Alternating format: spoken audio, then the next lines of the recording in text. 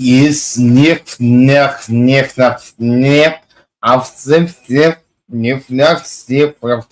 ja.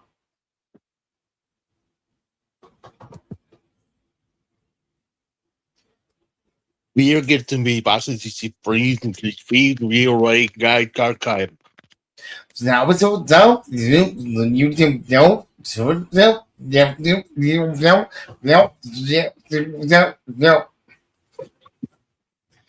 Right. You're not meant to see that, but all right.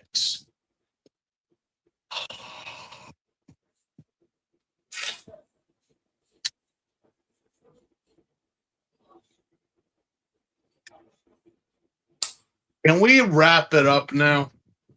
Can we? Can we please? I don't know. Por favore. We started off with 2 openings to this show, and now we're ending it with 2 endings. Yeah.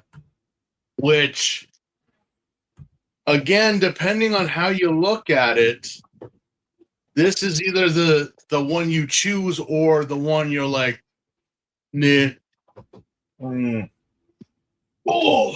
Yeah, and as you can tell, there's something a little out of sync here. Something a little bizarre going on here.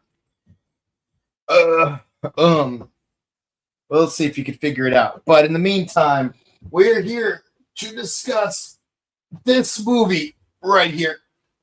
This movie right here. Oh boy. This movie right here. Because it features her and him, but mostly him. But the point is him and her. Him not as much, but him definitely.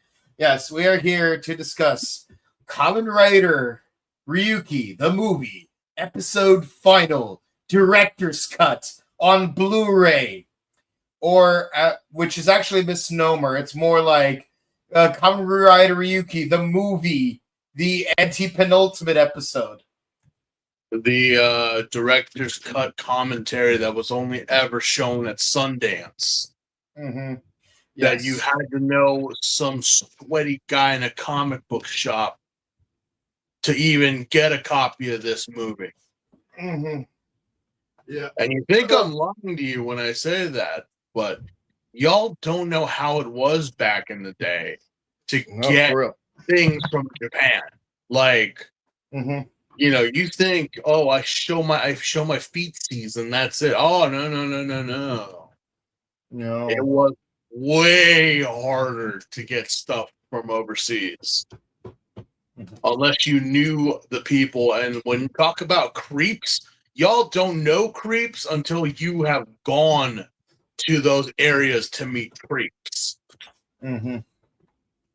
Yep. But luckily, we didn't have to do that. Yeah. Thankfully, Shout Factory released Kamen Rider Ryuki on Blu-ray, which includes the movie. It's crazy that it's listed as a bonus feature because it's literally the only bonus feature, and it takes up an entire disc of its own. If there is a reason to buy from Shout Factory, if you're gonna watch Kamen Rider, that is a massive point right there. So to buy the Ryuki box set. Yeah. Unfortunately, Ryuki. Yeah, unfortunately, Ryuki and 01 are the only 2 seasons by Shout Factory that come with their movies, but at least they do. So you know how hard it is to actually find a legitimate place to actually watch this? It's not easy. It sure as hell is not. I had to go to like 5 different sites. I went through 5 different areas. They're like, are they working? Are they not? Are they? Did they get the Crunchyroll purge? For some reason, apparently because of that, so many other places got purged, and I'm like, I don't care. I don't care. Why do you guys even care about this stuff anyway? Like, why did you take this site down? Because Crunchyroll doesn't do Toko anymore. No, at most it used to do Ultraman. I don't know if it even still does. No, it does not. Bastards. Yeah, the only reason I even got on to Crunchyroll to begin with was literally to watch Kamen Rider Den-O and Geki Ranger. Because YouTube was just starting to crack down on those 10-minute upload segments. You know, I've watched Bokenger in its entirety on YouTube. Same with Kabuto. Geki Ranger and Den-O only up to episode 27 for both shows. I had to, in order to watch the rest of it, I had to go to Crunchyroll. And then eventually, they stopped uploading Kiva after episode 8. Go Under was still going on, thankfully, until episode 24 or 28, somewhere in that ballpark. Whichever one was the last episode, whichever one was the one to feature that night inside that cave on the beach, that's the one. Yeah, so then we had to rely on Vio. And then other dubious means, and as I've said before, how it was that I was able to watch everything from Double all the way through Wizard, it's all a blur to me.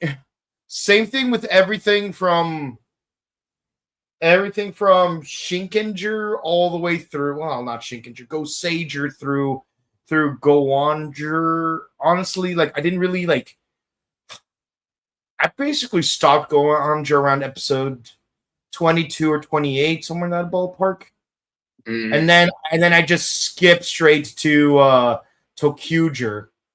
And then I had to go back to finish Go Buster and then watch all of Kyoruger.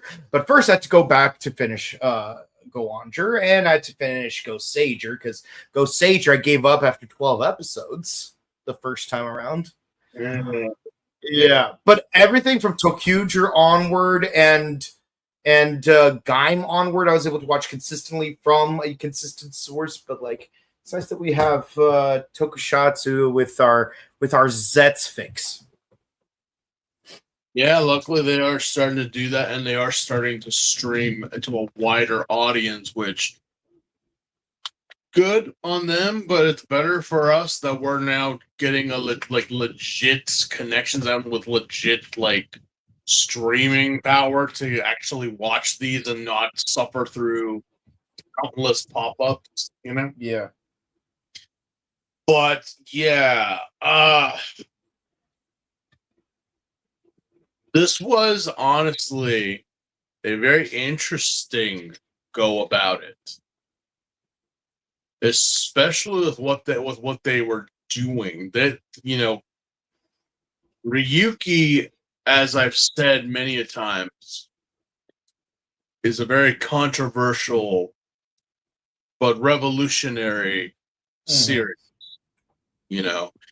Because it came from an incident that happened the year prior that caused not just America, but the world to kind of question what morality and good and evil and what is justice. Justice is not good. Justice is just justice is the equalizer.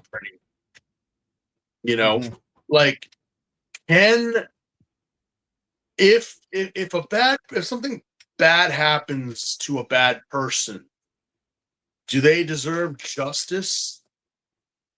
If it happens to them personally, someone did something to them, do they deserve justice? It's not just for good people. And when you're doing something, we look at it like black and white, this is a good person, but are they a good person? Just because they're a Kamen Rider doesn't mean they're a good person. Certainly not.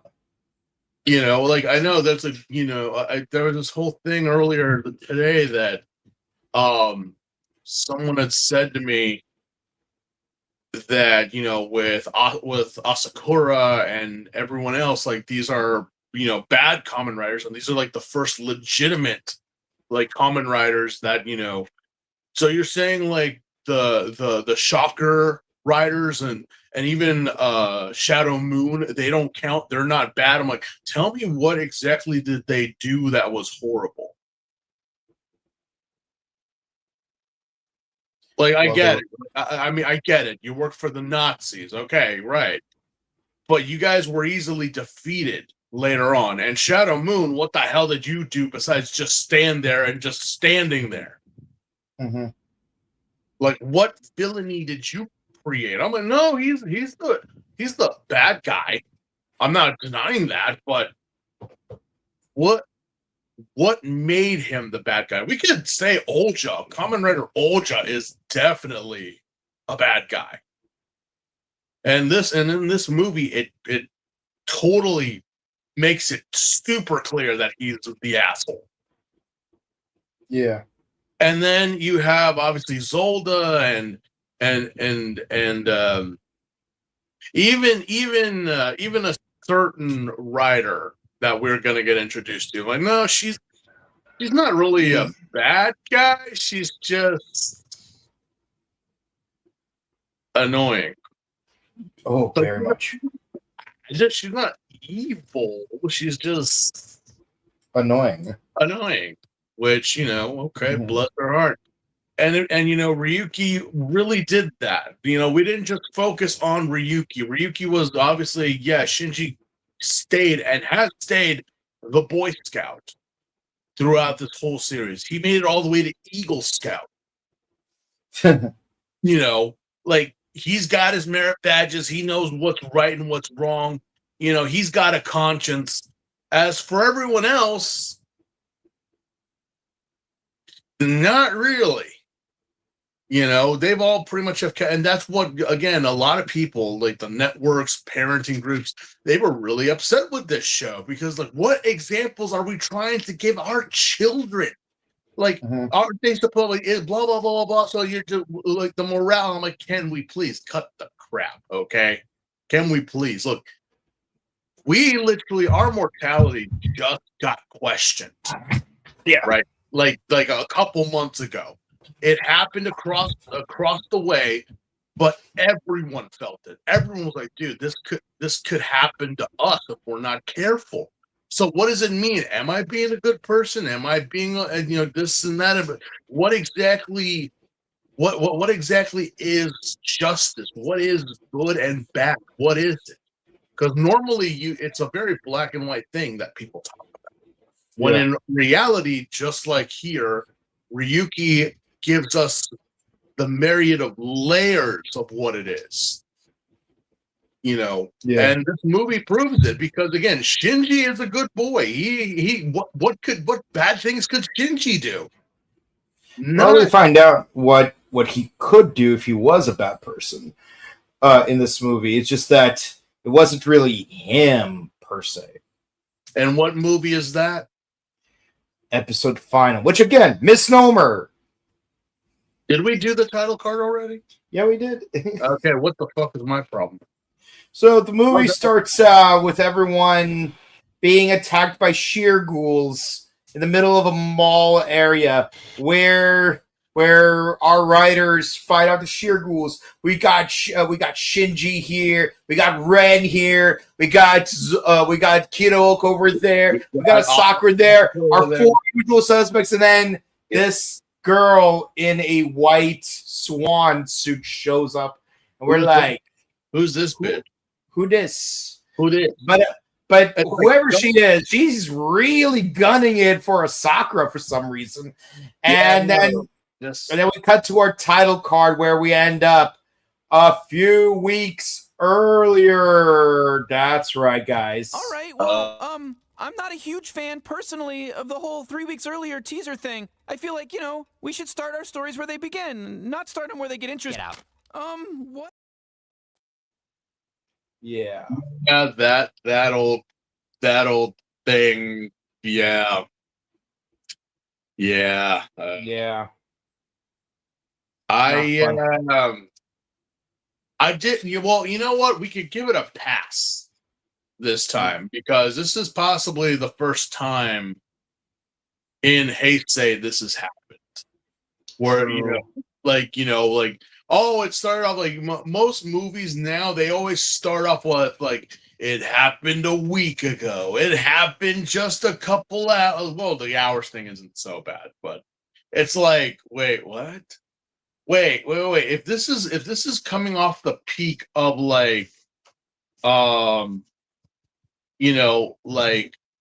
not like episode 74, then what the heck? Where does this fit in the timeline? You might be asking. Well, it's like, but let us be frank, it's like, and let us. So be, let's address the elephant in the room. Let's There's a like when we did Missing Ace, there's a reason we did the movie last, even though it's not canon, and that's because it could reasonably happen after episode 49. Reasonably. But this movie, no. It definitely like could reasonably happen after 46, but not before episode 49-ish. Sorry, it cannot happen after episode 49-ish. Like, cause like I would dare say like it takes like the movie ends roughly where episode 49 begins. And mind you, just like any other summer movie, it came out around where episode 28 to 30 aired. So it's like a lot of fans would be really confused here when they're first watching this, because it's like, who's she? What are these? Why does Shinji have a clone? Does Ren have a clone? And we haven't seen Ryuki's survive form yet. So yeah, like big reveal.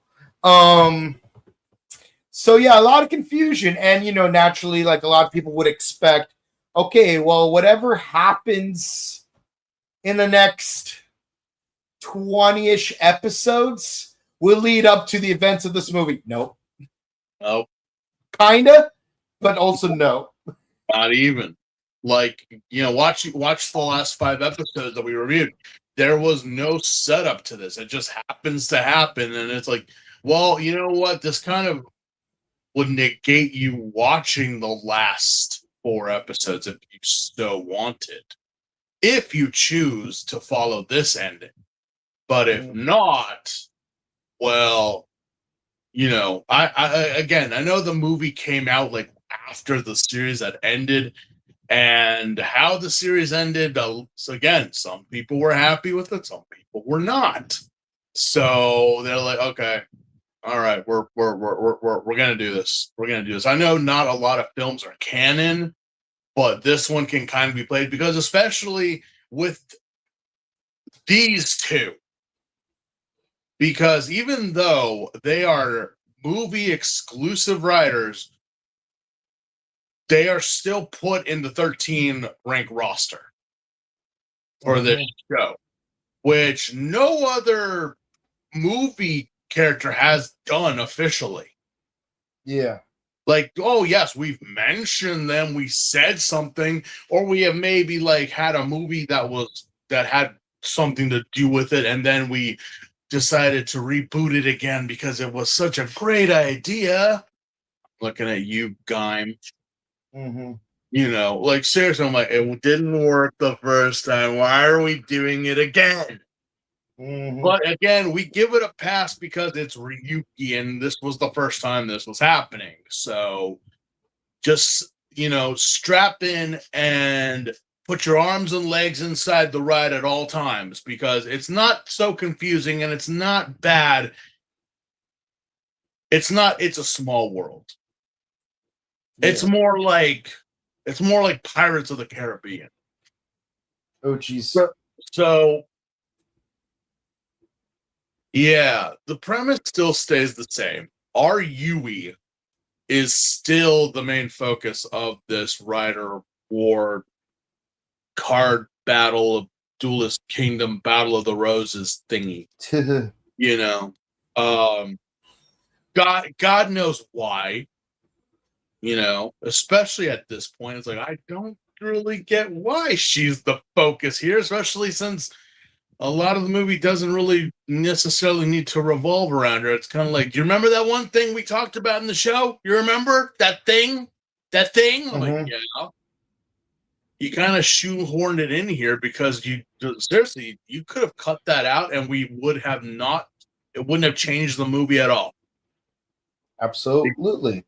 Because I'm just like, wait, so either or something like this was going to happen. But regardless. So we are investigating something. We're investigating a man. What man would that be? We don't know. He's just some guy because apparently the Ore Journal is investigating a suspicious man who is believed to be a con artist. And he's probably conning young bachelorettes. Which you have to be very pretty to get this guy on your radar. And yes, Yodika, yes, we know. You're so pretty that you got a job lined up at this upstart company come next season. Yeah. What they do exactly, I don't know. But you're the life is precious, life is frail. So why don't you think about true life? Get smart, because true life is your start. I know we rag on Nautica. We rag again. This is we didn't so much rag on Nautica. We mostly ragged on Smart. Yeah. I'm like, where's Megumi? She's not here. Shockingly, she's not here. Yeah. Again, this is before Megumi was introduced in the show. I mean, the movie came out before she was introduced in the show. Yeah, but Nautica, you're a cutie. You are. You're the best. You're not rich. You're not rich, darling. That's the problem. Yeah, but don't you know what Prince once said? You don't have to be rich to be my girl. You don't have to be cool to rule my world. No particular sign. You know, all I want is your kiss. I hope that Prince wasn't a boo-boo because that guy gaslit and was such a bum. I fucking heard it. Yep. Any girl who tells me that their favorite is Aladdin, I'm like, no. Okay, no wonder you got issues, man. Yeah, I see it. Yeah. Anyway, we go through this whole spiel, but it's weird though.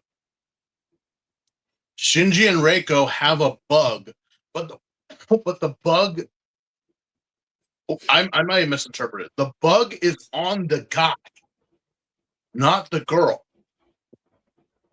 Yeah. How did you guys do that? I don't know. But I'm impressed. The bug is on the guy, not the girl. The guy is who you're like. And then they get the confession. They're like, yeah, I know. I splurged on buying you an engagement ring, but, you know, my company's getting really hard to get funding and this and that, blah, blah. We caught you. You're a lech. You're a jerk. Fuck you. You're ruining the dating pool. It's effers like you that make it so hard for us guys to get any. So F you.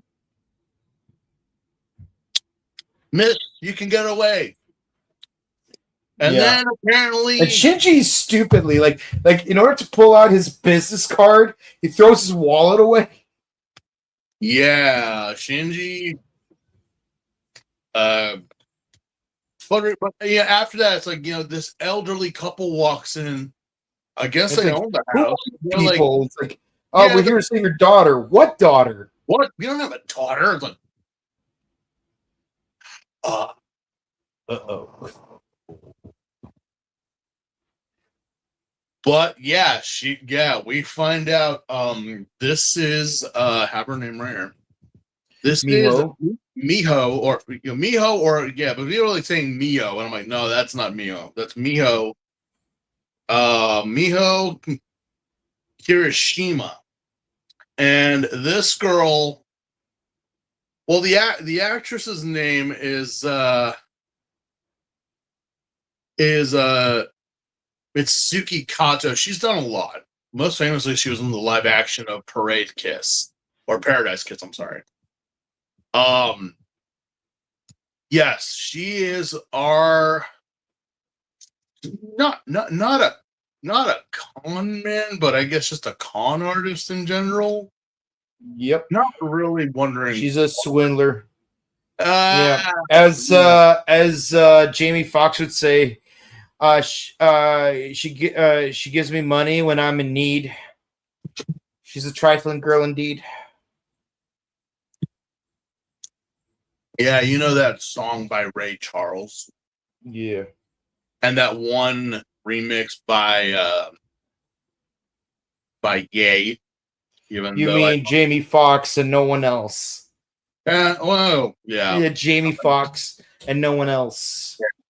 But regardless, Shinji goes off and finds her, and yeah.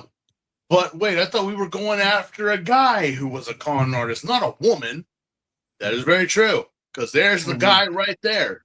And what is he going to do? I don't know, because we're seeing one of those things right above him, and a bunch of tentacles are coming out of every orifice of its body.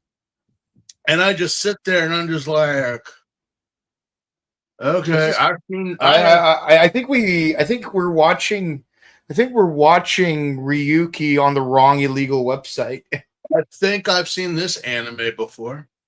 Mm-hmm. Yes. Although, what category are we in? Depending on what, because I may or may not continue to watch. Mm-hmm. But yeah, the man gets violated like Sir John Hurt from the Aliens movie. Literally gets just face fucked through every orifice and then pulled up. Ow. Ugh.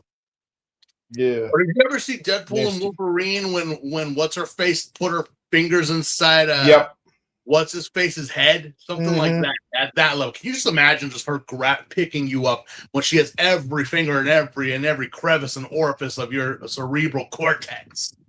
Yep. Does not sound pretty and does not sound comfortable. But what happened? He got munched on. He got eated. Mm-hmm. Was he important? Not really. Nope. He was just a guy. He was just an extra. I think he brought donuts one day. Okay. So it's time to fight, and Shinji's ready to throw down. But wait, this random con artist decides to pull out a fucking deck box of her own. What? A white one? What? We never seen that before. Who? Wait. You're talking. This is our I thought no, but no. No. Who said it was a guy? Who said Kamen Riders had to be men? Oh my God, it's a lady. Ladies and gentlemen, Kamen Rider Femme, which I know. Calm your anime horse girls. Calm yourselves. I know. And I can still hear Ruriko yell at the sunset. We acknowledge Human Tackle. We know who Human Tackle is. Mm-hmm. And you will always be loved, babe. And it's a crime that Toei has never officially made her a Kamen Rider or even put that title with her. But unofficially, this is our first female Kamen Rider. First lady writer ever. And I know some people are gonna go well, what about Marino? They've never transformed. Yes, we've had strong female characters. We've had strong female leads that have taken the reins, that have literally fought against the Kaijin and the Nazis and God knows what Kuga and Agito were doing. Yeah. But like, this legitimately is the first time ever in the history of Kamen Rider that we have had a lady transform, and has led the way to many other female riders later on in the timeline. We didn't have another lady rider until, wow, Until technically Hibiki. or No, wait, Blade. We got Blade. Lark was there. yeah, I mean, movie wise, yes. Yeah, Lobster Mommy does wear the Fies gear in one episode. He does technically, but it's like, what's her? But she's not like officially a writer. And a homegirl with the Delta gear, but also not officially. Not officially. Lark officially. Shuki officially. From Blade, but I mean, like, that they were actually in the series. A lot of the movies are not considered canon. Yuki was the first in like the actual TV show. I mean, Ryuki, we have again the argument with Femme is that she's not the first female writer because she was never in the show. But this movie pretty much inserts itself in there to be like, no. And again, every media, whether it be books, video games, cards, anything, like when it comes to the 13 writer roster, Femme is always there. Yep. He's possibly the very rare, very few times to say that this movie, while is not canon, actually took a character and made it so. Yeah. And when people start to argue like that's not like, okay, One Piece has done that multiple times. Dragon Ball has done it multiple times. Chainsaw Man has done it. Regardless, it was in the anime. The movie is canon. I don't know why they're gonna reanimate that shit. Wait. Say that last one again. So Chainsaw Man, you know how like they have the bomber demon, which is the girl that gets what's his face. Yeah, a lot of people say that that's unofficial because she's not in the anime series herself. But I'm like, well, the same thing. Isn't she in the manga though? Yeah, she's in the manga. That's the whole thing. They took a portion of the manga, made a movie, and then but again, it's the same thing with Demon Slayer. Was there any reason to do Mugen Train for the animated series? You already had a movie that literally explained that whole arc. Mm-hmm. Like what? So it's like, no, it does happen. This is considered official media, and the character is officially part of the roster. Whether it's like, but they weren't in the main show though, so technically they're not. I'm like, well, technically you're stupid because it's not technically you actually are. Because again, we'll fucking say Ichigo, Nigo, V3, Rider Man, and technically these guys didn't get their own show, but they're considered main riders. Mm-hmm. They were just like, oh yeah, you were just a stand-in. You were just there because something happened in V3, so we had to get another rider, and also same thing with Tackle, but we still acknowledge them as being like, like how part of the crew. When in all honesty, I'm like, wait, why is Nigo and why is Rider Man in the mural of main Kamen Riders? Why aren't they with the secondary people? Toei said so. Okay. I throw up my hand. If Toei said it, it must be canon. So Femme is legitimately the first female Kamen Rider, and if you're gonna have an argument with that, then I'll say this: Nadeshiko doesn't count. Mm-hmm. All the lady riders in Gaim don't count. Even the ones in Ghost, X-Aid, all of that doesn't count. Even though they were officially part of the show, no, they don't count. Was it part of the main story? No. Okay, then shut up. Mm-hmm. But regardless, yes, we have Kamen Rider Femme, which very, very interesting. I love her look. Yeah. It's very elegant. Very, she has a rapier. But it's kind of, the one thing that I have that kind of, makes me wonder about this is every single contract monster we have ever had has been like a predatory animal or like some type of like, again, you can argue about the rhinoceros and the stingray. The stingray is proper because it is a predatory animal. Oh, the rhinoceros, though, Well, rhinoceroses are pretty deadly. they are deadly. If the same thing can go with a hippo, even though they won't eat you, but they can kill you. This is Swan. The contract monster is a swan. Mm-hmm. And some people have accumulated this to being part of the zodiac. What was it called? The swan zodiac. Cygnus. Cygnus. Which I'm like, yeah, I guess, but it's a swan. It's a swan. Yeah. So, how does this thing feed and act like any other contract monster? Not really. I would If it was like an eagle, like at least it would be a raptor, I could assume that. I'm like, yeah, well, this thing you have to feed it. You have to, hunt mirror monsters or whatever, or feed it somebody. I don't know. Yeah. But I'm like, yeah, no, it's a swan. And, I'm not dissing the swan. I have had many a battle with many a swans in my past. Some I have won, some I did not win. Mm-hmm. Swans are not to be messed with.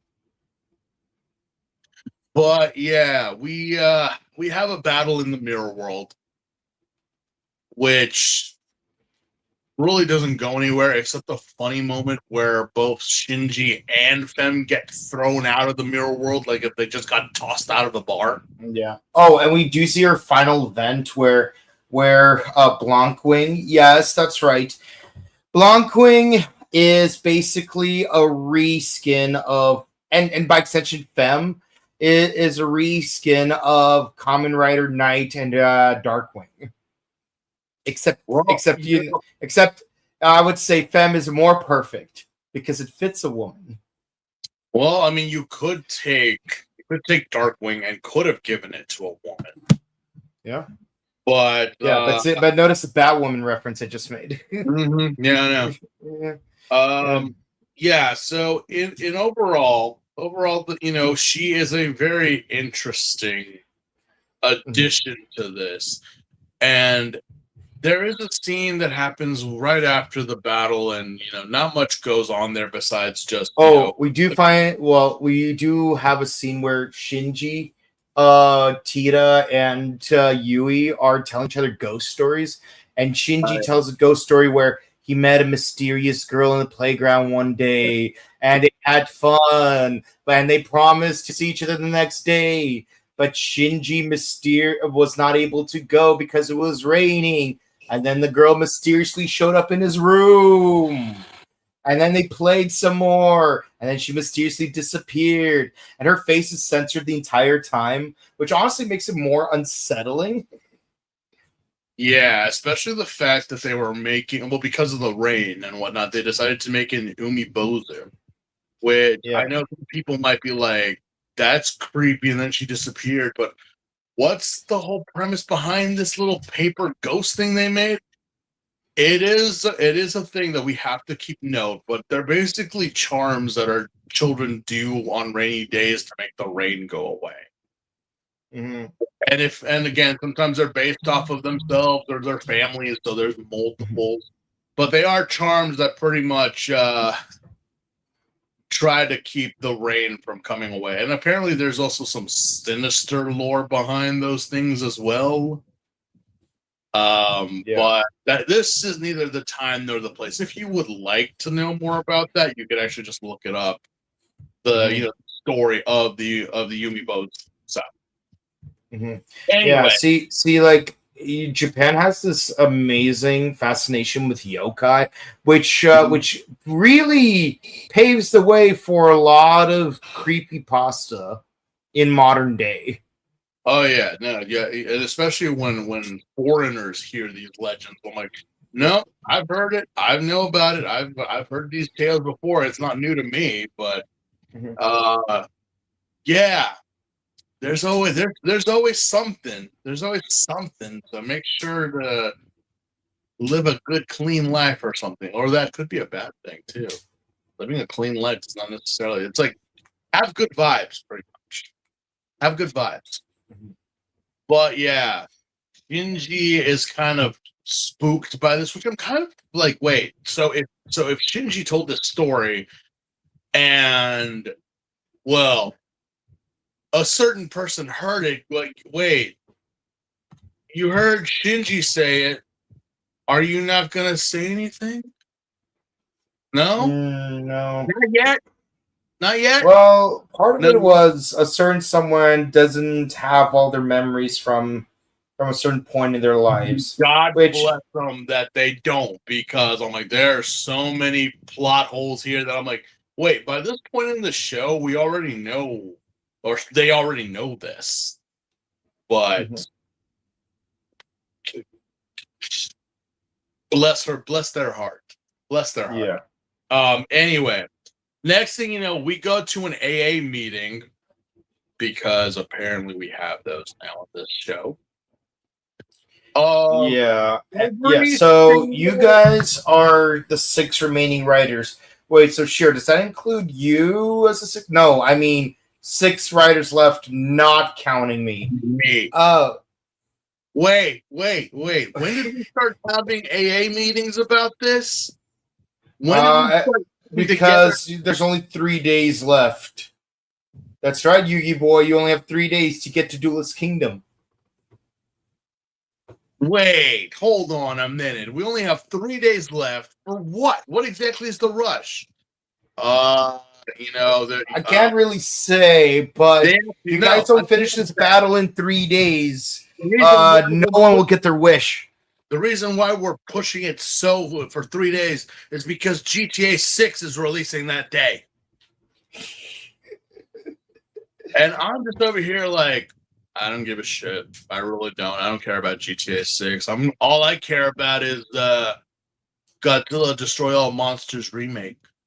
So good luck over there. But we're really doing that. We're really pushing this up to 3 days because GTA 6 is coming out. Yeah. And Did I also mention that Half-Life 3 is coming out on that same day? As well, hold on, let me cook.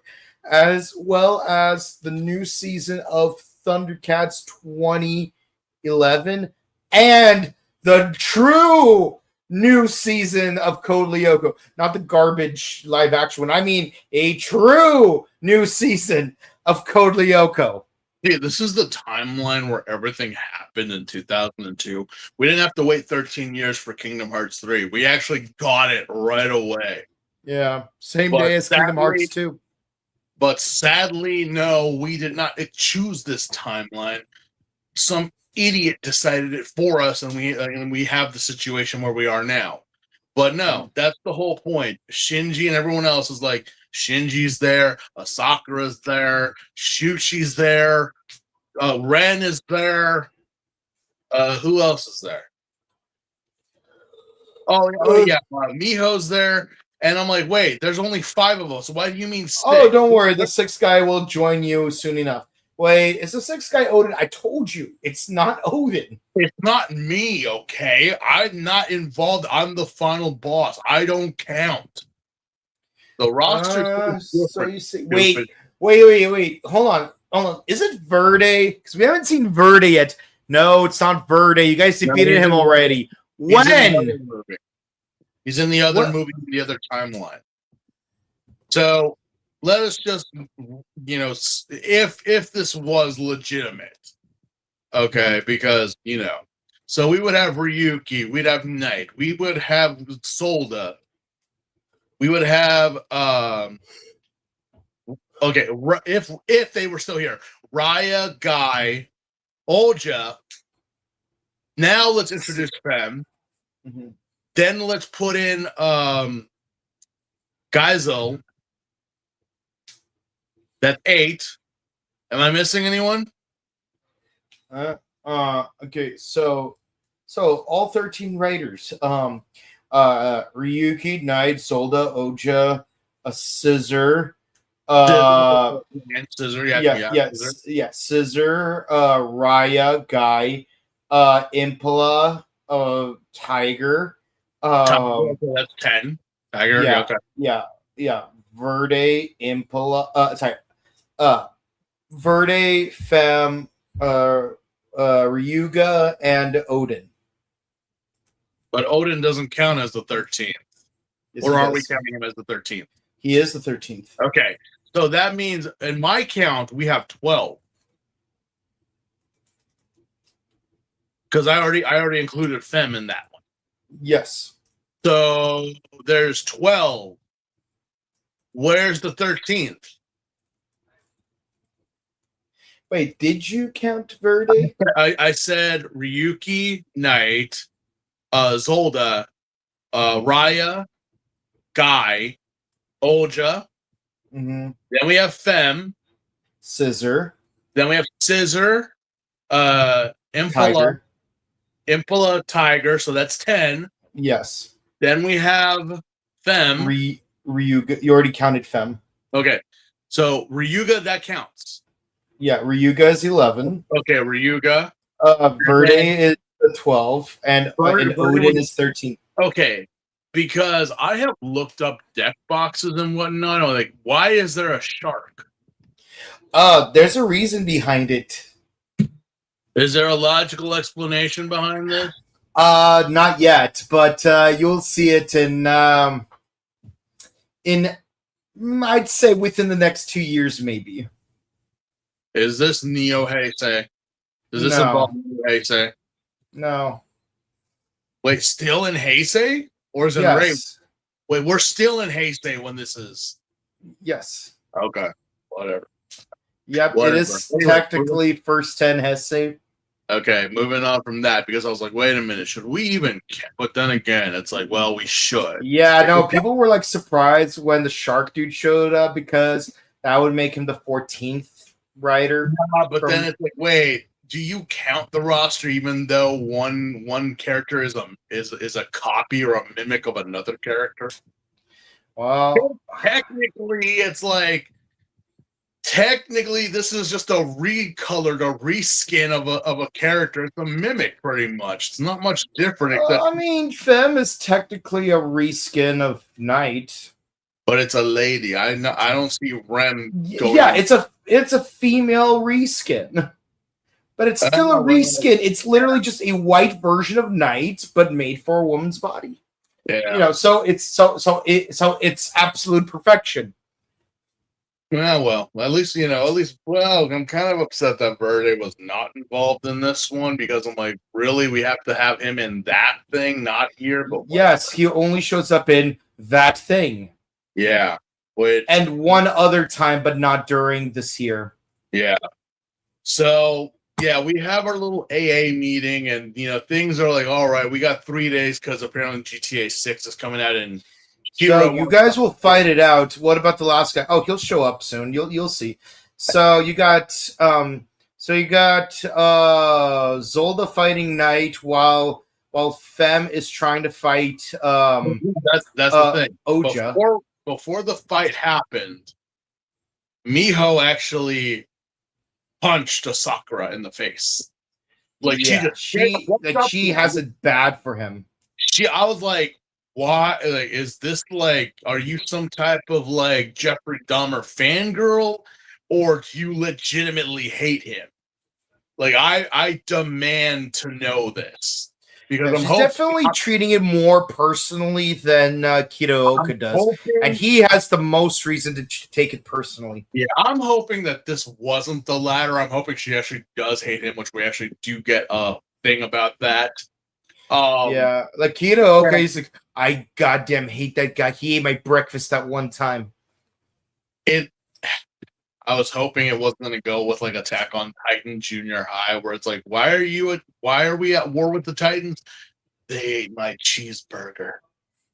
Not your mom. You know what's funny? That's the lie that Harley gave to Jesse about why he hates May. Yeah, I'm like, even though I do find that series very funny and whatnot, I'm like, yeah, you know what? Just the fact you ate my cheeseburger, you asshole. I'm like, no, you're right. You're right. I wouldn't like them either. Yeah. But No, I love the line with Kirito. He's like, that sandwich was innocent. Yeah. I will have revenge. You're taking a serious show and it's called parody, mother effers, okay? There is a market for such things. So relax. Okay? I'm sorry that we're not bloodthirsty monsters. I like to laugh sometimes. And if I laugh at some kid trying to avenge his beloved hamburger steak cheeseburger, then let it be. But yeah, regardless, we get a throwdown with everyone here, and if God damn it, Chuchi, I don't know, you have such like the end all to be all finishers, and yet you don't fucking hit anyone with your Brigadier of Landstuff at all. Yeah, he actually does bring out his shoot fence. So my Brigadier of Landstar with Landstar Shot. Not only does it give my monster a boost of 600 attack points, it also makes for a sick reference to Kamen Rider Zolda. God, I wish Joey would stop talking about Kamen Rider. Oh my god, because again, I was like, wait, we're fighting. Everyone's fighting here. Everyone's throwing down. We're not fighting mirror monsters. We're fighting each other because we got 3 days before GTA 6 hits, and we got to end this now because we ain't coming out of our basements, damn it. And yet, I'm like, you're in a hallway. There's no escape. Everyone's there, Shuchi. I missed. You know, what's really funny is that the Tommy gun, it fires multiple rounds in a short burst of time. But like when you actually like do the pathology of where the bullets landed, basically only one bullet hit each person in the demonstration. Like obviously when I say each person, I mean don't like test dummies. But point is, like, even though you got bullets flying all over the place, each person only got hit, each dummy only got hit by one bullet. Granted, each bullet was lethal in its entry and exit point, but the point is, it's like you'd think people would be more riddled by the bullets, but they're not. But again, that's not the point of the Tommy gun. The point of the Tommy gun is to make sure that at least one bullet does hit the target, and it would be difficult for them to dodge. See, this is why I would rather get the helicopter gun Jesse Ventura had Predator. Yeah, but at least we could say this: one bullet from a Tommy gun is still better than no bullets from Magna Giga. I mean, for God's sake! I mean, I know that. Like, seriously, it's like it literally is a scene from the Predator at that point, where it's like, again, you shoot everything, and the bastard is camouflaged, and then it's like you literally mowed down half of the damn forest, and you just destroyed this factory you all were in. And yet, here comes the tracker and say, we hit nothing. Mm-hmm. How do you miss, Chuchi? You wanted to have your eyes closed? See, no wonder you played GTA 6. You would do bullshit in Call of Duty. What the fuck am I even talking about? Most anyone who plays Call of Duty does bullshit. You wouldn't fucking you wouldn't survive Monster Hunter. I'll just say that. Hell no, I'm not taking you on no G rank missions. Fuck that shit. But out of all that, it's like, yeah, everyone gets tossed out. We get loaned out, and it's like, oh. And then we have a lovely talk between a former convict and his lawyer. As like, yeah, so that woman, what about her? What's the beef? Yeah. So later on, she invites Shinji on a date. They go to the amusement park. Like Oh, yeah. it's like the opening intro for Step by Step. Like and multiple theme parks too. Yeah. But They like the first thing that comes to my mind is Step by Step because like they go into that roller coaster underwater tunnel thing. Yeah. I was when I was in Japan. I tried so hard to find that place. I couldn't find it. Yeah. I couldn't Yeah. remember. Honestly, I'm sad that I couldn't find that in my one day at Minato, I did not get to go to that one bridge where they filmed like every other scene in the Heisei era. That port bridge. Yeah. And the thing is, it's not too far away from where I was actually it's closer to Odaiba than anything, but still it's like the next time you go, you just gotta go, and now that Yeah. you know, you could just go, and then like, no, I'm doing my own thing. I'm being here for like 2-3 weeks and doing my own thing. Yeah. But, See, it's like this. See, it's like this. Like, there's like a tier thing to traveling in Japan. The benefit of solo traveling is you're not waiting on a dozen other people to use the bathroom. And if you're able to go 6 hours without using the bathroom, that means you're saving a lot of time and getting to visit places you plan on visiting faster, tour guide or not. And if you are with a tour guide, that means the only bathroom breaks you have to worry about is the tour guide using the bathroom, not you or anyone else. But if you do travel solo, but you know where you want to go, you could knock it out 3 hours even quicker than that. Or if you just have a group of friends and whatnot, you could have your friends' days. Like, no, today I'm going out on my own to do my own stuff. Cool, for a week. Yeah. But let's see my notes here.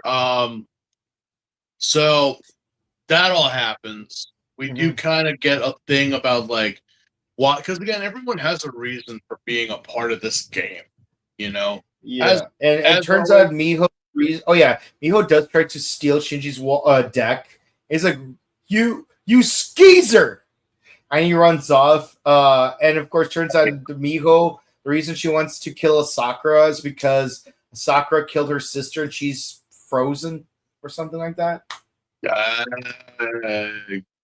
I mean, this is 2002. Well, I mean, there actually was a fad of cryogenics in the early 2000s. Like, you wouldn't believe the stuff people thought that the 2000s was going to, like, the future.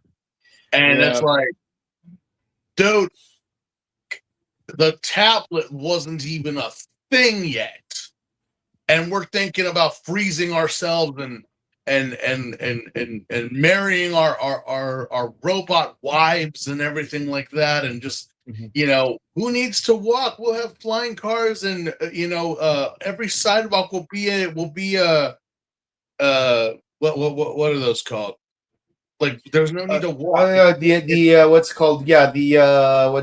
conveyor belt. The conveyor belt. There you go. Yeah. And it's like, no, that was not, because I was like, wait, you froze her? Wait, what?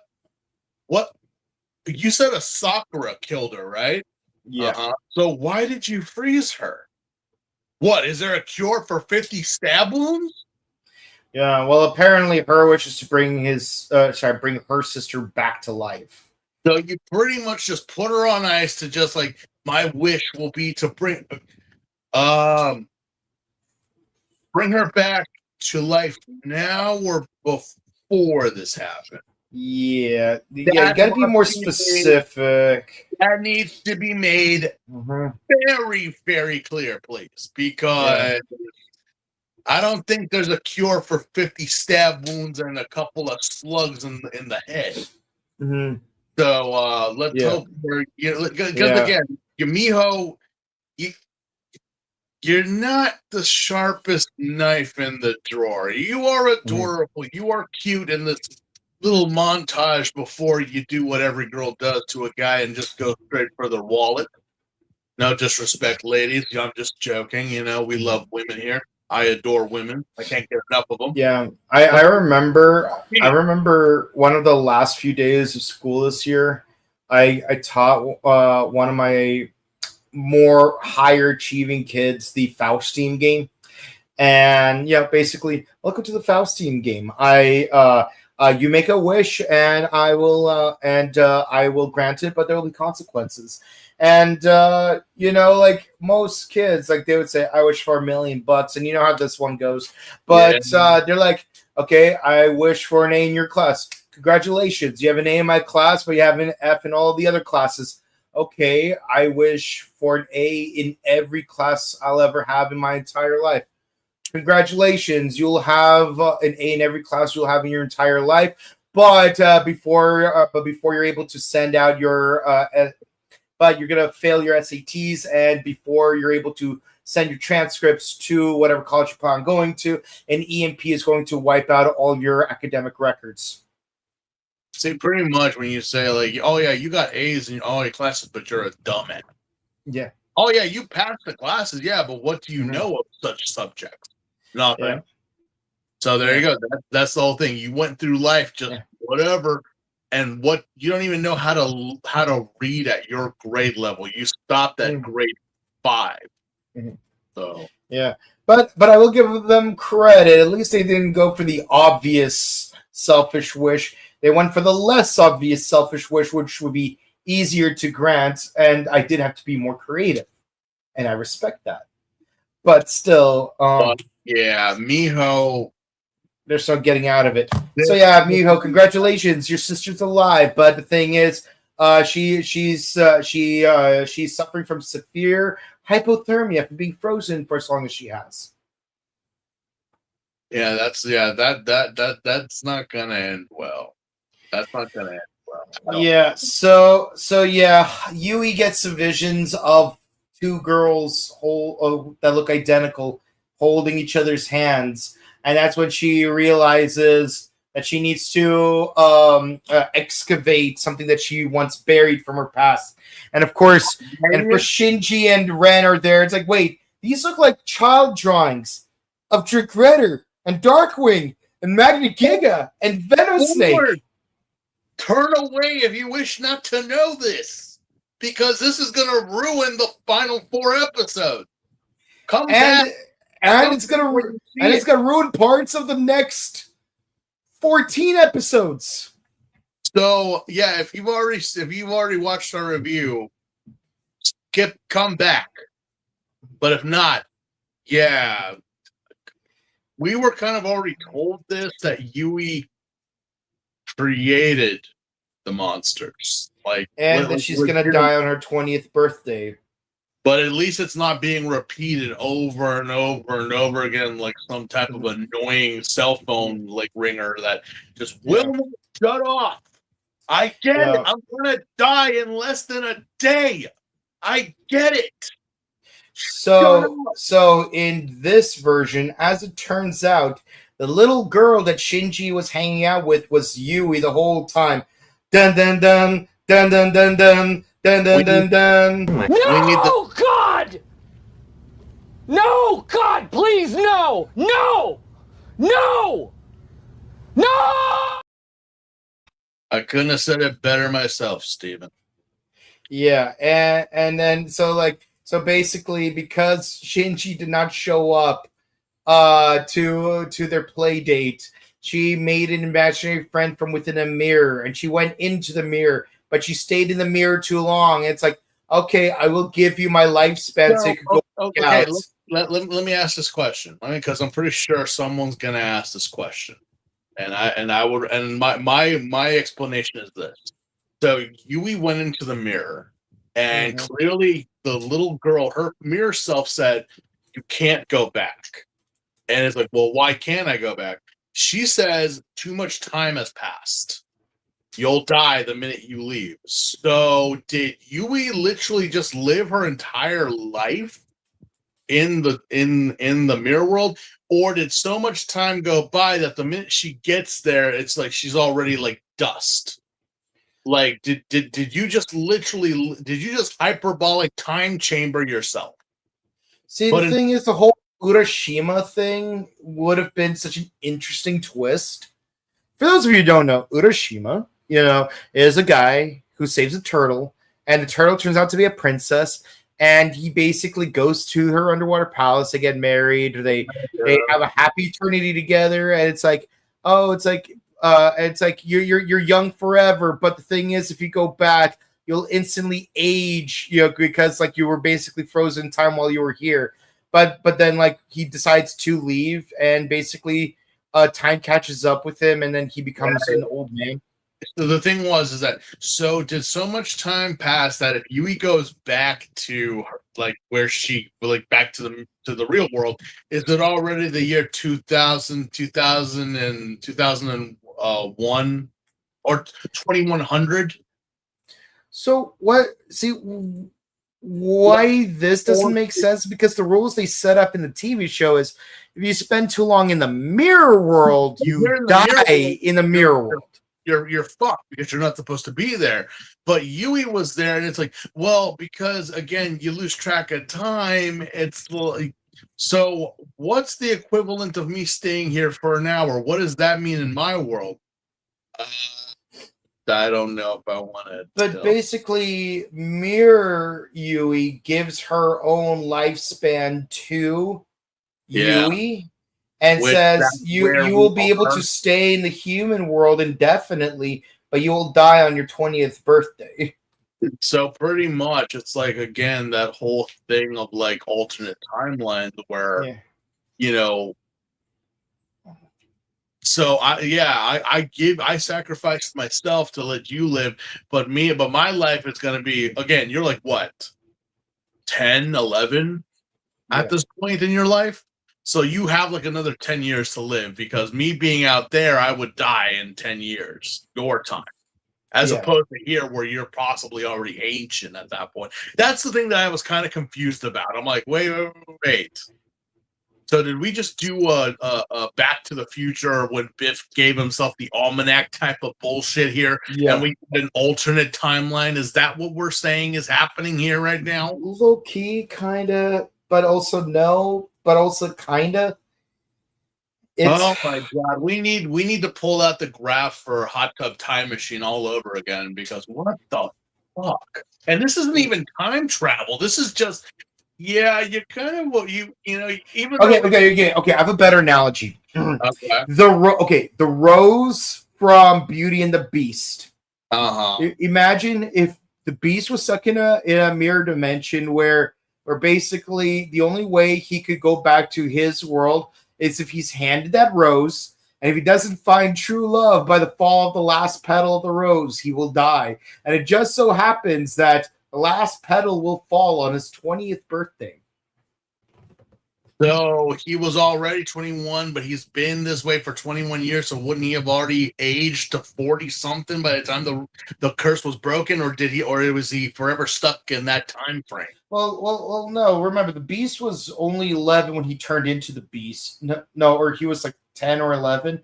But he would only have like 10 or 11 years to find true love before the rose falls. This is getting too much. I know people are going to be pissed off as all hell at us. So let us move on from this. Yeah. So we hear the sheer ghouls attacking a mall, which brings us back to the beginning of the movie. Started 3 weeks ago. Yes. Well, I'm not a huge fan personally of the whole 3 weeks earlier teaser thing. I feel like, we should start our stories where they begin, not start them where they get interested. Get out. What? No, now it is time to throw down, people, because while we do have everyone here in terms of a Kamen Rider, we also do have everyone else who was in the show. Auntie's here, Ryuko's here, Nodoka, Daisuke, Shuchi being Shuchi, with our girl, and bless his heart, but this is what kind of confused me, like, through all this, obviously. So the battle happens. These monsters are attacking everybody, and even some evolve into actual dragonfly, because they turn into dragonfly mirror monsters. But then they evolve once more to be a more souped up version of a dragonfly. which obviously Yeah. So was so like here we shooting them see all the down. here we see the sheer ghouls evolve, or rather molt into Ray Dragoons. Yeah, so and then obviously here comes Shuchi and just shooting the shit out of these things as he obviously should. Yes, But he we pulls out his shoot Now I vent equip my because Brigadier of Landstar with Landstar Shot. Not only does it give my monster a boost of 600 attack points, it also makes for a sick reference to Kamen Rider Zolda. God, I wish Joey would stop talking about Kamen Rider. yeah, which again, I'm like, at this point, you should just pull out the final vent, Shuchi, because Yeah. there's a lot of these things running around. surely you'll hit at least one of them. I would pray you do. But yeah, the Oh, fighting breaks out in all manner of directions, and like you got Ryuki, Knight, and Zolda fighting upstairs while Fem and Oja take it downstairs. And And two of them are really fighting it out. She wants to avenge her sister. Like he even summons Genocider and basically turns her guard vent into Boju's.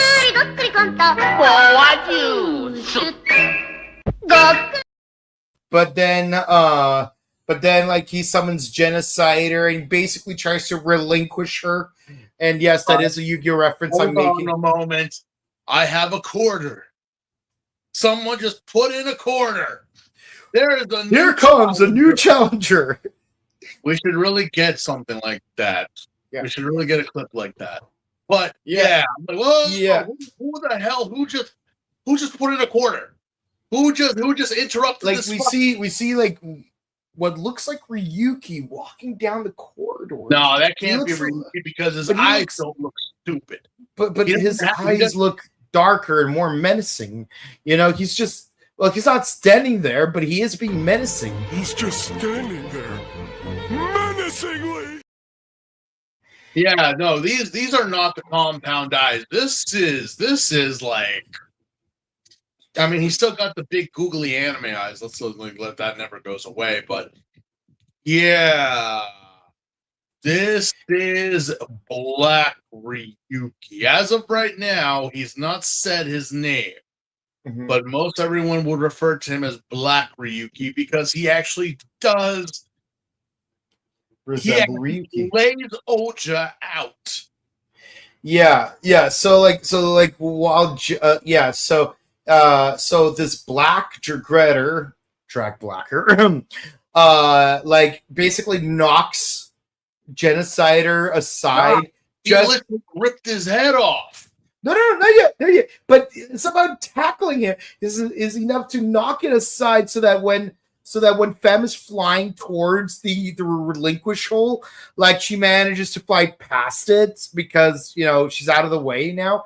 But then using his final vent, like he's basically able to like trap in what looks like crystallized tar, and basically if you've ever seen that one clip from Space Runaway Idion, you know the one.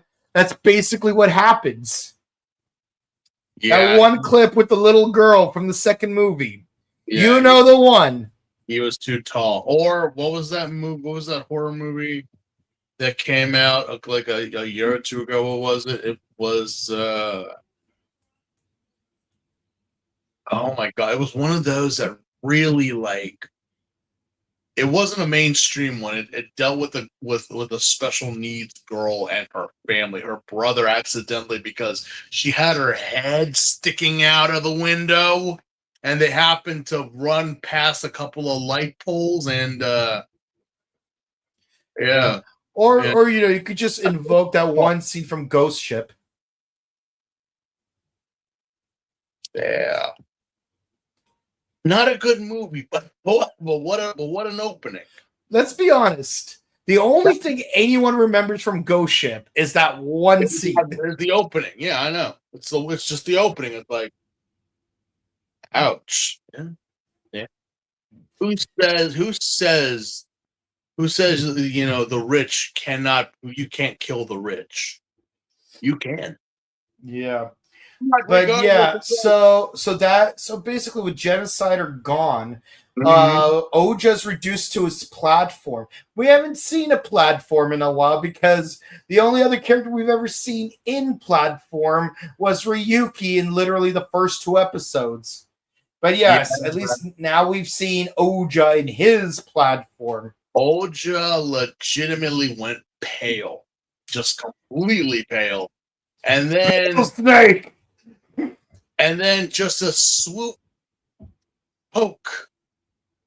I thought you were gonna run him through. No, I just need to destroy the box. Yeah. So he's forced to demorph, and you know the thing is, he doesn't go out like a chump like Scissors did. No, like he uses his last moments to try to strangle her before he finally disintegrates. And of course, he wasn't able to do it quickly enough. To me, that was like, I seriously thought like she might have completely like an explosion or something, maybe, because I know we wouldn't have shown her like impaling him or cutting his head off. That would never fly here. Mm-hmm. But the fact that he at least got in a final thing to say to her before he died. And then just like, just what else can you do? Just scream to the heavens and, call God a couple of choice words before you finally go and get judged on. Oh, yeah. I mean, that there is no better way to go out. Honestly, I'm hoping that show out better than this. But, Oja eliminated. 5 riders remain. Yeah. Which, by the way, is not necessarily correct because Odin's still there. I don't know why it's not counting Odin, but whatever. It's the whole bring it in, guys. And it's like, no. Not you. So 5 riders remaining. And Zolda, who was attacked by a femme earlier for I don't need no man to help me out unless it's stingy. So because I'm like exhausted. And then when he wakes up in the morning, he's like, Goro, I'm tired of fighting. My God.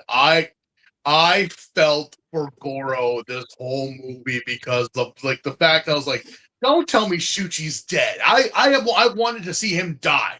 But no, it's Goro just again, a sweet, lovable man that he is, sticking by his lecherous boyfriend. Just I think the man was crying. He's just so banged up right now. He's just like, oh, Goro, you are too sweet for this world. You deserve better. And yeah, you do, because Shuchi wakes up and he immediately calls Reiko. Yeah, it's like, hey, let's go out for dinner. No pretense, no quid pro quo, no lawyering, no pressing, just human to human, good old fashioned date. So here's my question, because we did see them stab his hand. We did see her actually lay a puncture wound on Zolda. Yeah. Is Shuchi dead? Because they never confirmed that. They never said it. Like Jet. He's definitely dying, but you definitely don't see it on screen. But it doesn't matter because Zolda retires. 4 riders remaining. And I have to call, retroactively, I have to call bullshit on this just because we did see that episode with Impala, because you don't just get to retire. Yeah, I know. I'm like, what the heck? You don't retire from this. What the hell are you talking Isn't Magna Giga going to try to go after you? Well, you know what? At least, after asking Reiko out for the 36th, 47th time, she did finally say yes. She finally said yes. So I'm guessing if he does die by Zolda, I'm like, well, at least he got something out of it. He's not like my boy Gen, who got to actually live his dream and stay up in a hotel all night and just talk. I mean, he gets yeah, and of course he decides to get the red wine because red means vitality, white means death. Yeah. So yeah, Kamen Rider Zolda has retired officially. Yeah. In my canon, he's dead. Yeah. But so Miho happy that that what's his name Oja's finally dead. She went and out of gratitude for the man that helped her, she decides to ask Shinji out on a date for real this time. Yeah, and then they go and get it's not Korean barbecue. What's the Japanese version of that? I don't know. There's a word for it. There's a word for it. I just can't remember off the top of my head. Yeah, but then like the two of them start arguing over seaweed, and it ends up ruining a dinner between three amigos. And who are these three random amigos? But surprisingly, we've seen two of them before, because one of them is the Centipede Orphanoch from Kamen Rider 5, and the other is Camera Girl from Kamen Rider Blade episode 22. Yeah. And who's the guy in the middle? I don't know, but I bet he's 3 times the man that Kitaoka would ever be. Yeah, these are this is a thing that every Sentai, Kamen Rider, Ultraman, they all have done this, and I think this is where it started. Of just you remember the past season or like what? Yeah, let's add that in here just for a little bit, ladies and gentlemen. The cast of Kamen Rider Agito, or at least 2 of the 3 members of the G3 trio. And for some reason, Toru is with them. Yeah. I don't know why Toru's the 3rd person and not that other guy who's the actual 3rd member of the team. Because like in Agito, they went out for barbecue like all the time. Like that was like a recurring thing. So seeing them still go get barbecue in Ryuki, like that's a nice Easter egg. But again, I don't know why they got Toru as their 3rd member, because in Agito, Toru is basically their rival. Like it's like that scene from Ted 2 where like you got Obi-Wan Kenobi, Darth Vader, and a stormtrooper together. It's like that 3 of you would never be together. You 2 are enemies, and he's your boss.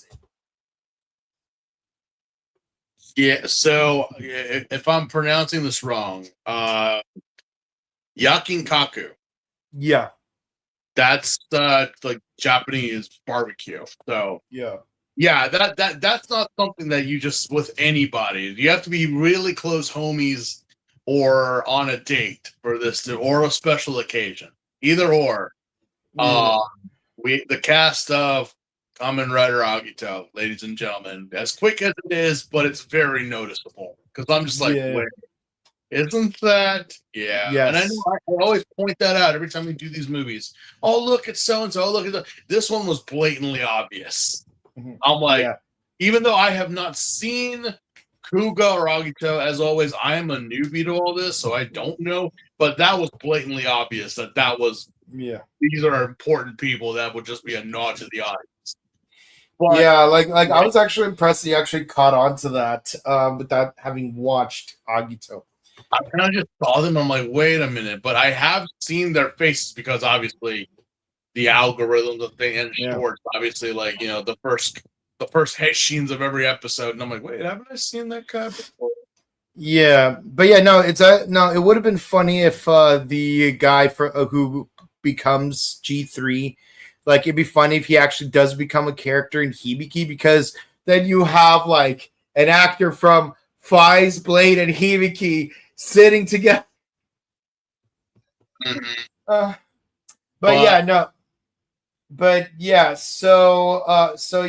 Shinji goes to the bathroom real quick.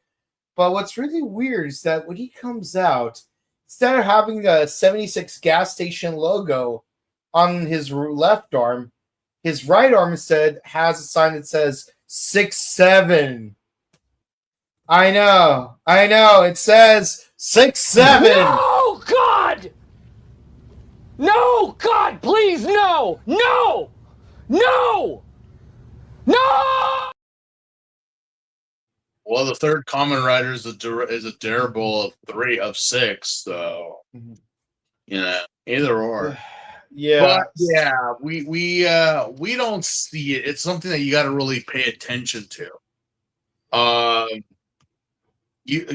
in the meantime, Yui is still having this whole thing about why she's dying, and it's also kind of crazy how she's able to communicate with her brother, where in the original show she just never does. Yeah, until like the last 8 Yeah. episodes. And Yeah, then and like while Knight is fighting a bunch of Raid Dragoons, which by the way evolved into Hydra-goons, Amigo finally realized that she was being ambushed, and turns out this was not Shinji, it's actually Jinshi. this is Nega Scott. This is the bad Shinji. As if Shinji was not a Boy Scout, this is the kid that got kicked out of Boy Scouts. Yeah. So he becomes Kamen Rider Ryuga with his Advent Beast Drag Blacker. Yeah, this is not Ryuki. This is not I know a lot of it is Ryuki, but it's like, yeah, but it's Mirror World Ryuki. So you're telling me that every Kamen Rider has a Mirror World adjacent? It's not just, well, in this movie, that seems to be the case. But we never see Shinji. We never see anyone's evil counterpart except for Shinji's. That's the weird. I think the thing with Shinji is because Shinji is just so pure in this show that, like, well, think of the opposite of what Zolda would have been, what Oljo or even Knight would have been. Like that doesn't sound like anything. But if you take the Boy Scout and make him evil, not him, but a copy of him. Yeah, but you know, that's the. By the way, this was one of my only 2 complaints about Dragon Knight: the fact that like they made Kit Ryuga and Adam Ryuki because, mainly because Xaviac stole the Ryuki deck. So then Ubulon created a black copy of it. Why is it black? No one knows. But earlier he had visions that he became Ryuga and killed both Len and shoot, I forgot her name. Homegirl who becomes Kamen Rider Siren.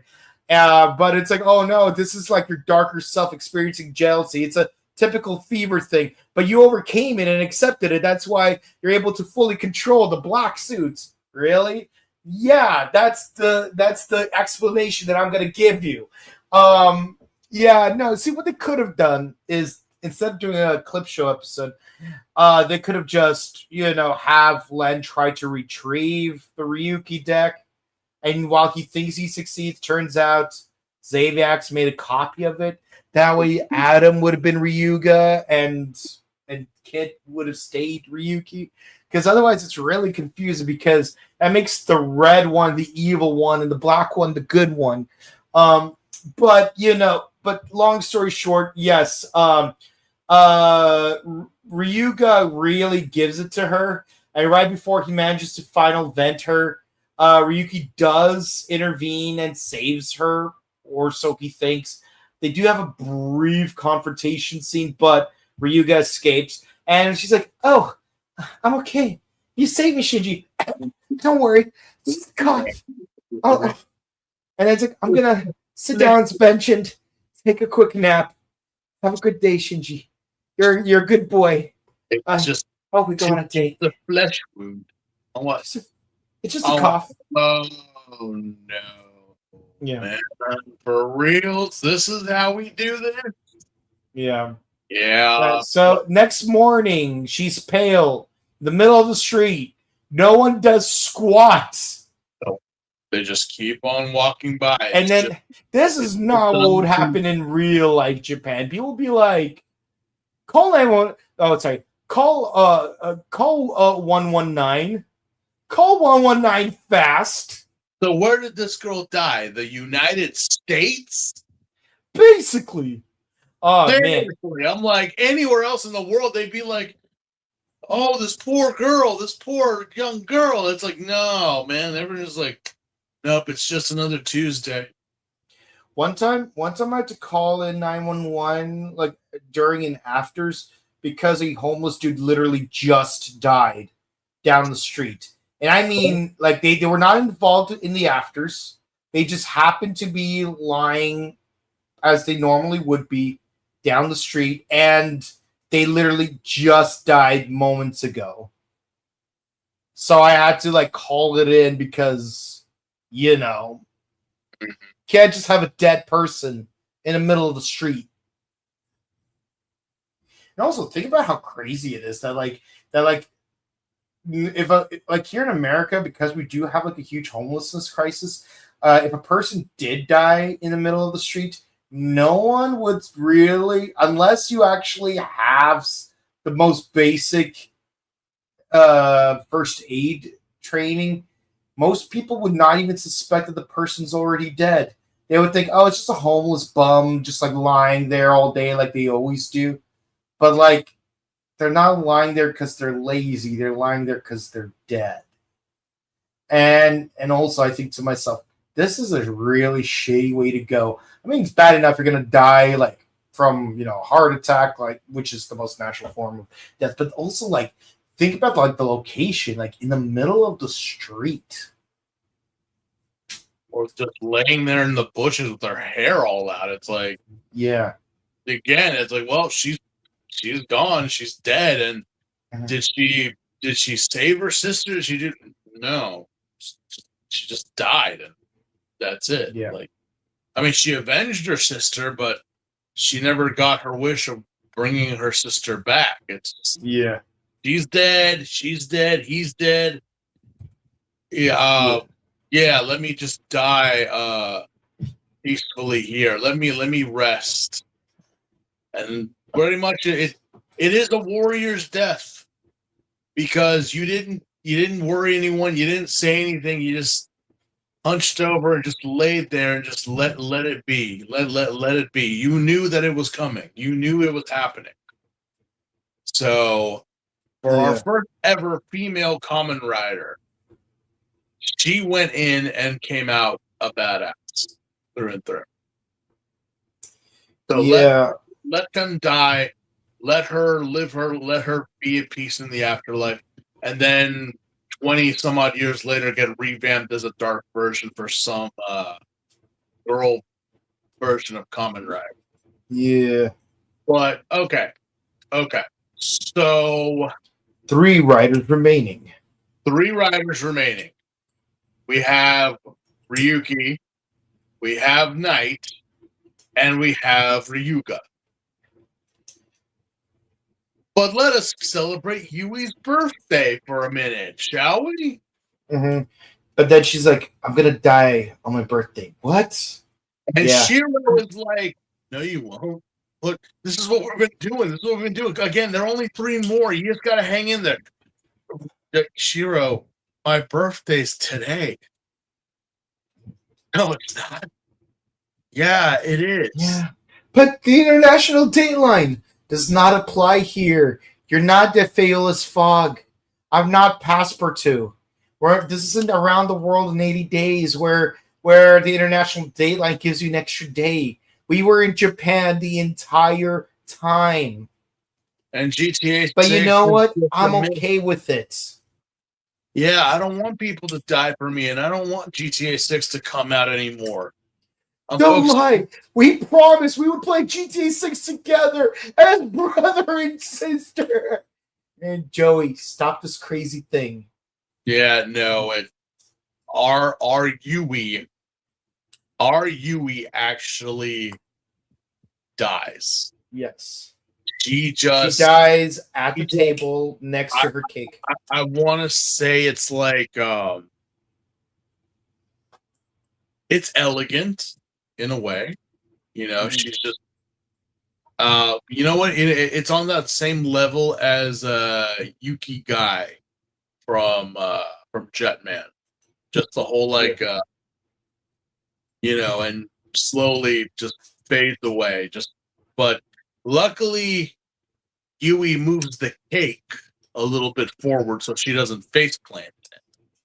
But she does die. She is dead. Yeah. And what's it called? And Shiro gets so upset that he pulls a big mom routine and just like uses his Conquerors hockey to scream himself out of existence. No, you know what Shiro did? And I'm surprised this wasn't memed or has not been memed because it seriously does. It is worthy of that. Shiro just pulled a Tachibana on us. That like out of all the screams that you shot, that's what you went with? Yeah. Oh, and by the way, Yui celebrates her birthday in room 401. Great foreshadowing for the TV watchers back then in 2002. Yeah, but now we're just like, yeah, okay, why are you in 401? Why exactly? Yeah. I mean, we already know why, but it's like, why are you there? Because, okay. Yeah. And yes, Shiro. Yeah.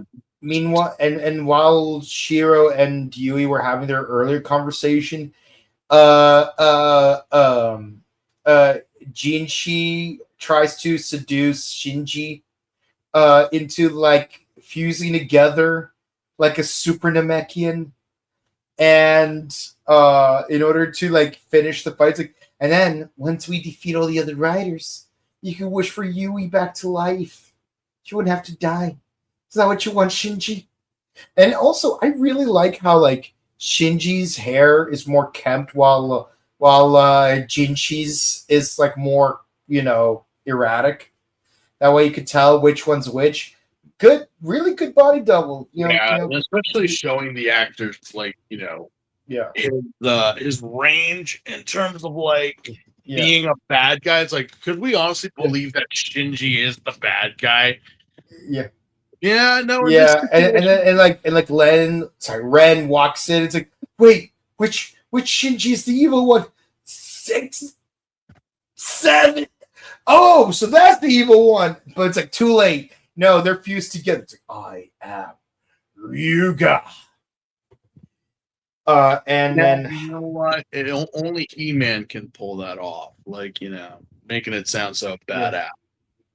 Yeah. But regardless, yeah, now it boils down to, well, it was it's Ryuga versus Knight, and Knight is not doing so hot. Like, honestly, it's surprising that he does defeat Odin in the show once, but again, that was not even a thing, and he had to play dead while doing it. And again, it boils down to these two fighting each other because technically Ryuki is now absorbed into Ryuga. And so now it just boils down to these two. And that's and Ren even uses a nasty vent so strong it destroys all the glass of the entire Metropolitan building. No, that was Shiro doing his Tachibana impersonation. Yeah. Like, but he was also using nasty vent at the same time. So like, so pretty much a double Tachibana-ing. Like, the building can only handle so much Tachibana energy. The whole, like, you know, seriously, all of Metro Japan, whoever supplies the glass for Metro Japan, you got some work to do later on.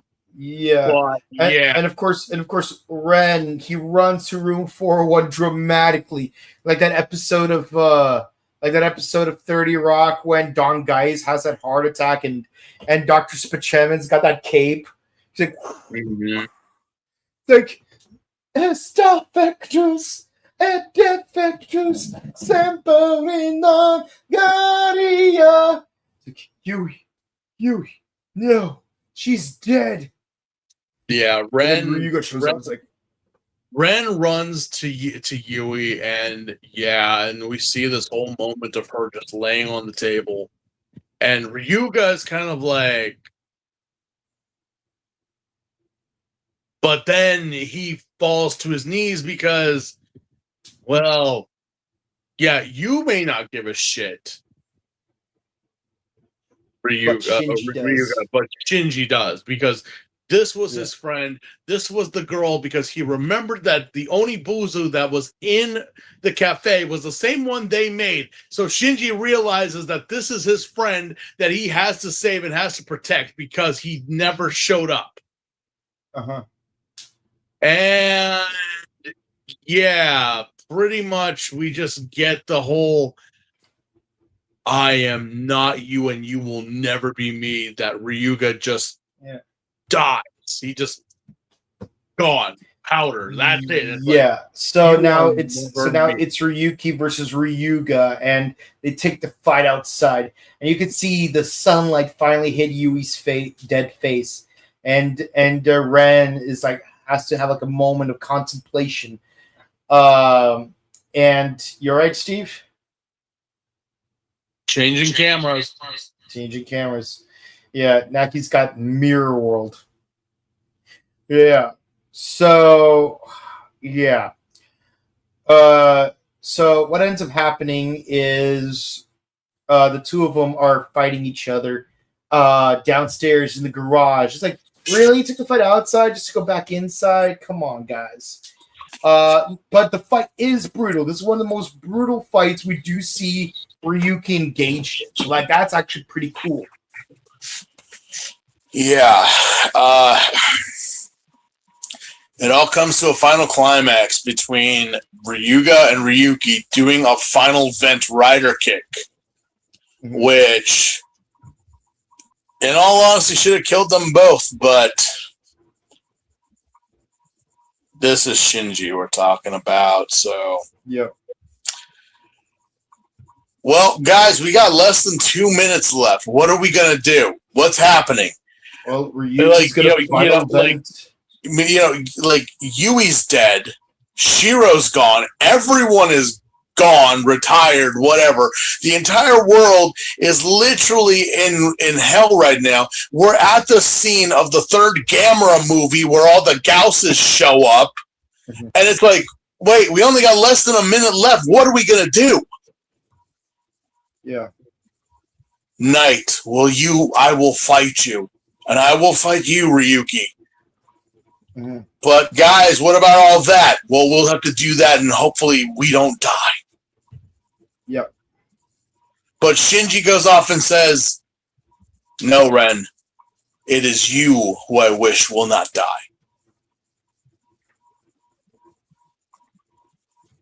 God, Shinji, could that be so corny? And they fly off into the Legion and roll credits. We don't know. Is there an end credit scene? No. There's a during credits scene. Yeah.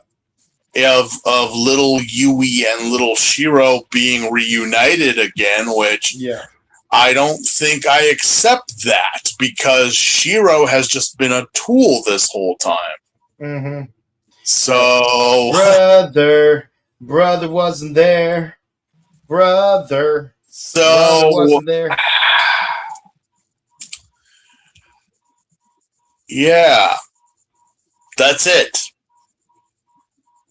That's how the movie ends. We don't know, but we do know, I guess, who won and what happened. So, yeah. Without us saying it, it's just implied. But this is not the official ending. This is just you choose, and then you tell us what you think the ending is. Just like that thing we did in the beginning, that is this the true story or is this a fake one? Let us rewind and see if it's true. And again, at best, this is the penultimate episode. Yeah. Not the final one. So now you know why we're doing this now and not next week. So, Yeah. Honestly, I don't know what to think about this. Legitimately, I have no clue. I'm like, that seems like something Shinji would do, and that's something that Yui would do. Why we had to get a recolor of Ryuki and call him Ryuga and say he's the 13th or the 12th rider is completely just, I mean, in my opinion, lazy. It was a good idea. It was a good concept, absolutely, but I mean, still kind of lazy. Oh, let's just take Ryuki and just color him black. I wish there was like a better explanation as to why he exists. Period. They could have viewed the fact that Yui has a mirror clone could have played a role into it. Like maybe for example, this is what Yui saw of Kid Shinji because of that betrayal from before, and then that warped version of Shinji grew up inside the mirror world. Like that would have been an interesting explanation. Yeah, no, I mean, when you now look at it years later, you're like, there's so many ways this could have been a better ending. And we might come up with a better ending ourselves come next week. But as of right now, I can just say,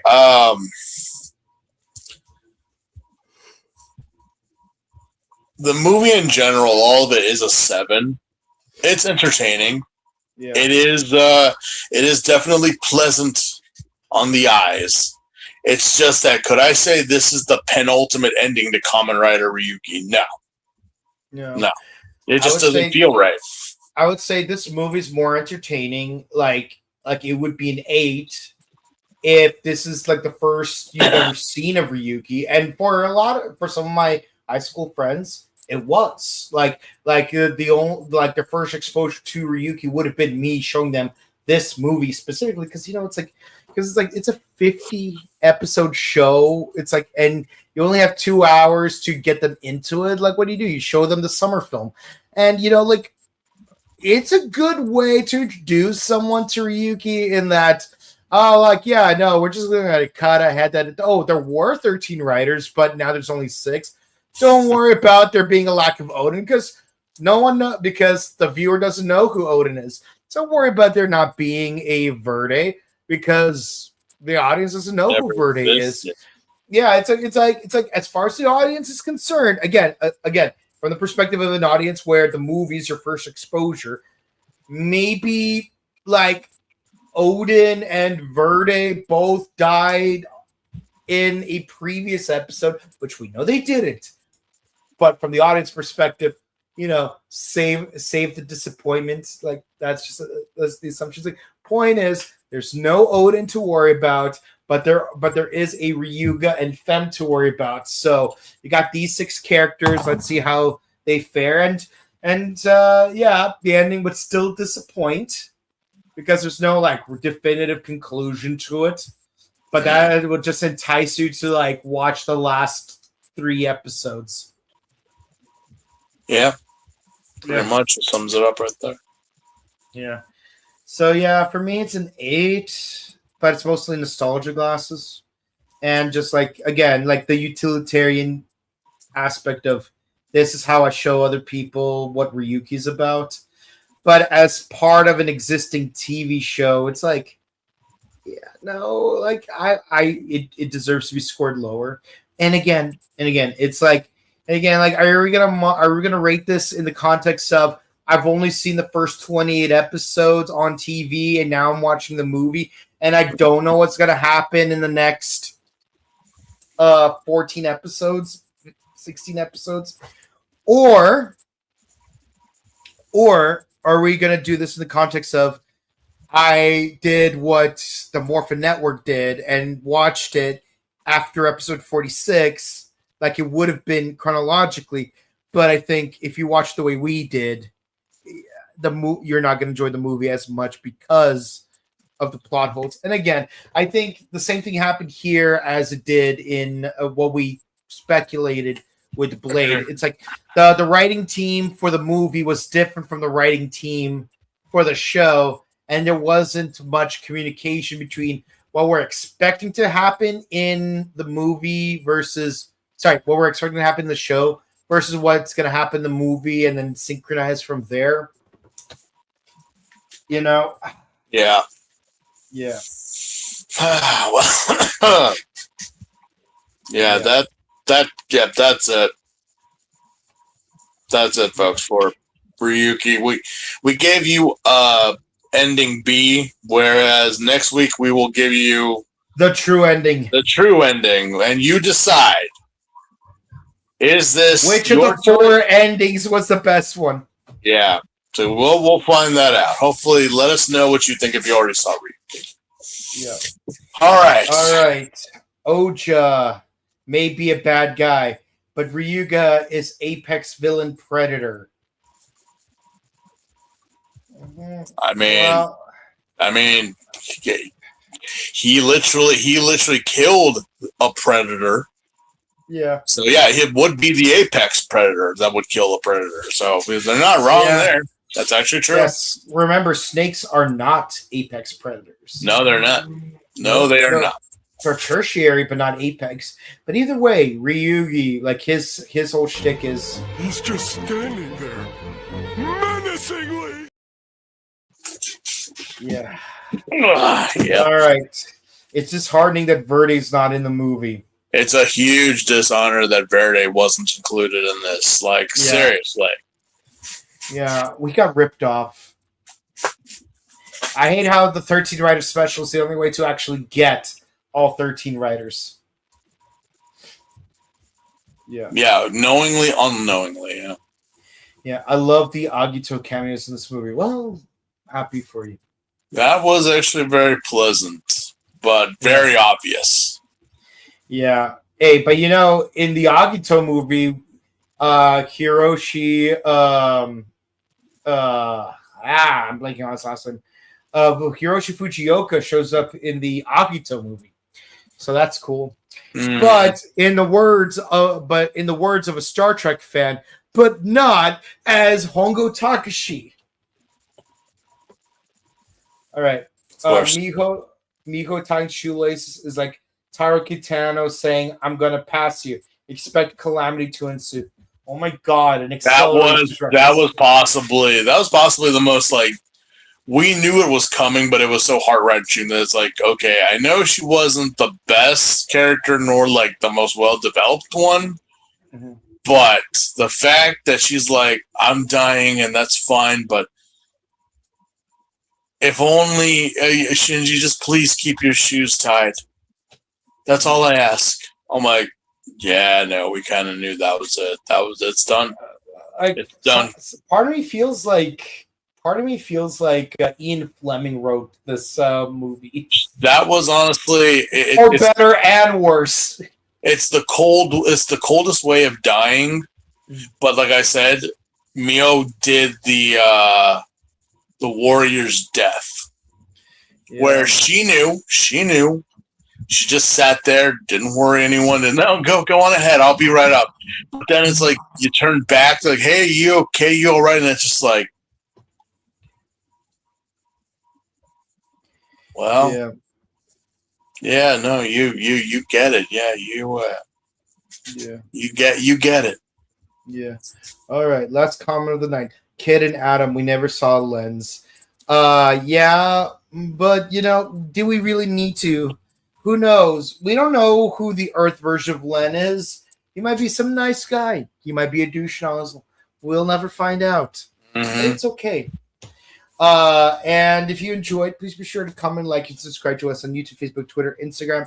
Ding the bell icon to stay notified for latest videos, and be sure to share videos because it helps with the algorithm. We discuss Kamen Rider Ryuki, which next week we will be doing the final episodes. Yeah. So stay tuned for that. And then and we do Kamen Rider sets every Monday, usually. We got Super Space Shark Gavon Infinity, and they just announced Did you guys see the announcement for Megahorn? we're gonna have Jake and Jared discuss that on Thursday. No, on Tuesday. Yeah. Super Space Sheriff Gavon Finney. We still got like 6-ish episodes left, more or less. Yeah. Not gonna lie, the trailer looks better than the one for Gavon Infinity, but I'm not a fan of the costumes. But we'll see. We'll see. We'll see. I mean, well, at least we now know what the horn stands for in Mega Horn. I guess. Yeah. And of course, the final 4 episodes of Ultraman, the Ultimate Hero. That's right. We're doing the last 4 episodes of Ultraman and the last 4 episodes of Kamen Rider on the same week, which means the following week we'll do the obligatory new season of Legacy Kamen Rider and Ultraman Teo. Perfectly synchronized, completely unintentionally, but somehow it worked out that way with what mystery season of Kamen Rider we're doing along with Teo. We'll find out soon enough. Check out our sister channel, The Buttery Show. We discuss movies, TV shows, video games, reviews, etc. And of course, on Monday, we're gonna have the review of Toy Story 5. So if you haven't seen it, you know what to do. Let's see. If you want to say hi to us in person, we will be at the Pasadena Convention Center on August 28th through the 30th for none other than Power Morphicon, where we're going to actually meet the Ultraman that we're about to finish. Yes, that's right. Kane Kosugi is in it. And incidentally, I only have a few more episodes of Die Ranger to watch before I switch gears to Time Ranger, which means hopefully by the time we reach Morphicon, I will have watched every season of whatever guests that appear on the guest list. Yeah, we'll see what happens. Yeah. Oh, yeah, I'm probably going to have to watch Changeman 2, aren't I? That's up to you. Honestly, I'm surprised I was able to finish Power Rangers as quickly as I've been able to. Yeah. But yeah, until next time, we hope you have a great weekend. Happy Father's Day to all the awesome dads out there. Not the crappy ones like Kamen Rider X's dad or Kamen Rider Build's dad. The cool dads like Kamen Rider Hibiki, I guess. Yeah, there's not many. Or Kamen Rider Buster. Not many amazing fathers in Japanese media that are live action. Yeah. Piccolo. That was a great dad. All right, guys. We'll see you again real soon. Yeah. And also, congrats to America and Mexico for making it to the second round of the World Cup. Let's go. Let's hope Japan gets there too. Yeah, and New Zealand. I mean, those are my 4 teams: America, Mexico, New Zealand, Japan.